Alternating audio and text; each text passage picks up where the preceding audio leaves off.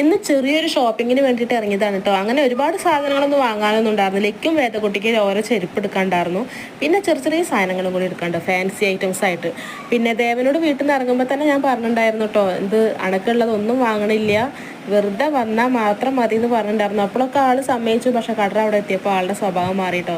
കളിസാധനങ്ങളുടെ അടുത്തേക്ക് വിട്ടിട്ട് നമ്മളൊരു അടിയാണ്ട് അങ്ങോട്ടും ഇങ്ങോട്ടും ഇളകാൻ സമ്മതിക്കാത്ത വിധത്തിൽ നിർത്തി. എനിക്ക് ചെരുപ്പ് എടുത്ത് കഴിഞ്ഞിട്ട് ഞാൻ മാറി നിന്നിട്ടോ. പിന്നെ വേദക്കുട്ടിക്കുള്ളത് അവരുടെ അച്ഛൻ എടുത്ത് കൊടുക്കുന്നുണ്ട്.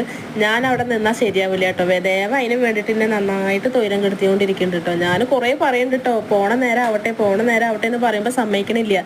അപ്പോഴേക്കും വേദക്കുട്ടി പുതിയ ചെരുപ്പൊക്കെ ഇട്ടിട്ട് വന്നിട്ട് അങ്ങോട്ടും ഇങ്ങോട്ടും റാമ്പാക്ക് നടക്കുകയാണ് കേട്ടോ.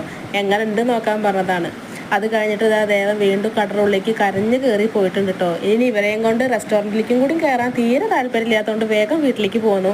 കുറച്ച് പാഴ്സലും കൂടി വാങ്ങിട്ടോ, ബിരിയാണി വാങ്ങിയിട്ട് പോന്നു. ഇവരെന്നെ കൊണ്ടൊക്കെ കടയിൽ ചെന്നാൽ ഹോട്ടലിൽ ഒന്നായിട്ട് തല തീഴായിട്ട് തിരിച്ചു വെക്കും രണ്ടാളും.